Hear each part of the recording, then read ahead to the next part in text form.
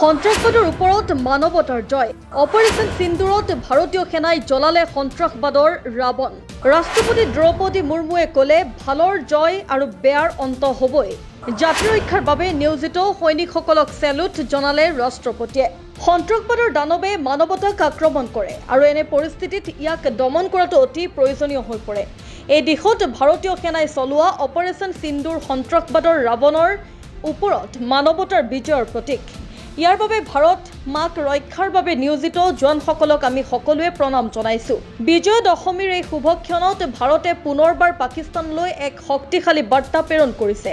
দশহৰা উদযাপনৰ সময়ত ৰাষ্ট্ৰপতি দ্ৰৌপদী মুৰ্মুৱে ভাৰতীয় সেনাই সফলতাৰে পৰিচালনা কৰা অপাৰেশ্যন সিন্দুৰৰ কথা উল্লেখ কৰে। ভাৰতীয় নিৰাপত্তা বাহিনীয়ে যি ধৰণে অপাৰেশ্যন সিন্দুৰ চলাইছে সেইটোৱে সন্ত্ৰাসবাদৰ দানৱটোক ভাৰতীয় সেনাই জ্বলাই দিয়াৰ কথা প্ৰমাণ কৰিছে বুলি কয় সানিয়ে। ৰাষ্ট্ৰপতিগৰাকীয়ে সন্ত্ৰাসবাদ মানৱতাৰ ওপৰত আঘাত বুলিও স্পষ্ট কৰি দিয়ে।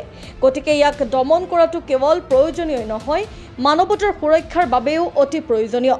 অপাৰেশ্যন সিন্দুৰ সন্ত্ৰাসবাদৰ বিৰুদ্ধে ভাৰতৰ বিজয়ৰ প্ৰতীক আৰু ইয়াৰ বাবে আমি আমাৰ সেনাবাহিনীৰ প্ৰতি আমাৰ শ্ৰদ্ধা আৰু কৃতজ্ঞতা প্ৰকাশ কৰিছোঁ। ৰাষ্ট্ৰপতি দ্ৰৌপদী মুৰ্মুৱে কয়, পবিত্ৰ নৱবৰ্ষৰ উপলক্ষে সকলোকে আন্তৰিক শুভেচ্ছা। এই উৎসৱত ভালৰ বিজয়, অহংকাৰৰ ওপৰত নম্ৰতাৰ বিজয় আৰু ঘৃণাৰ ওপৰত প্ৰেমৰ জয়।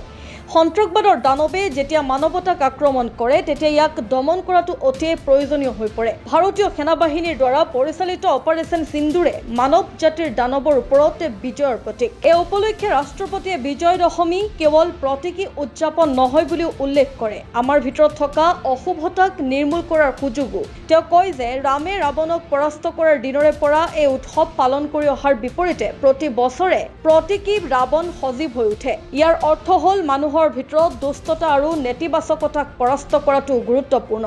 ৰাৱণৰ প্ৰতিমূৰ্তি জ্বলোৱাত সীমাবদ্ধ নাথাকিব বুলি বাৰ্তা প্ৰেৰণ কৰে ৰাষ্ট্ৰপতিগৰাকীয়ে। তেওঁলোকৰ মন আৰু জীৱনত ভালৰ জয় আৰু বেয়াৰ ধ্বংস নিশ্চিত কৰক। ইয়াৰ দ্বাৰা সমাজত সুখ, শান্তি, আনন্দ, প্ৰেমৰ পৰিৱেশৰ সৃষ্টি হ'ব।